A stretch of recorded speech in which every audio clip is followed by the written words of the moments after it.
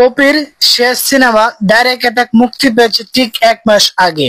আর এই 1 মাসে ছবিটি নিয়ে তৈরি হয়েছে ব্যাপক আলোচনা, দর্শকের ভিড়, হল মালিকদের প্রতিক্রিয়া আর ছবির আয় সবকিছু এখন আলোচনার কেন্দ্রবিন্দু।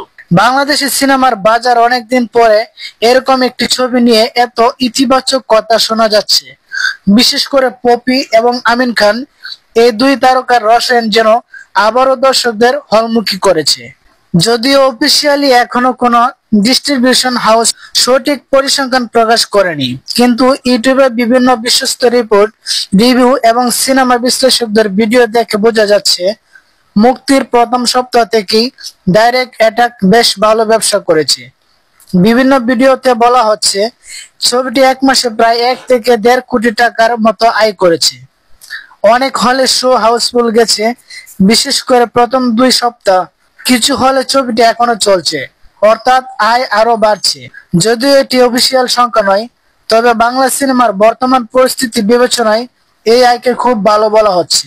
দর্শকরা বলছেন অনেকদিন পর অ্যাকশন ধর্মী একটি গল্পে পপিকে দেখে তারা মুগ্ধ। অন্যদিকে আমিন খানের কামব্যাকও দর্শককে হলে টেনে এনেছে। সো ফ্রেন্ডস, আপনারা ডাইরেক্ট অ্যাটাক কি দেখেছেন? দেখে থাকলে আপনার রেটিং কত দেবেন কমেন্টে জানাতে ভুলবেন না। বাংলা সিনেমার আপডেট পেতে অবশ্যই সুনয়মনা চ্যানেলটি এখনই সাবস্ক্রাইব করে রাখুন। ধন্যবাদ, সবাই ভালো থাকবেন, সুস্থ থাকবেন। আসসালামু আলাইকুম।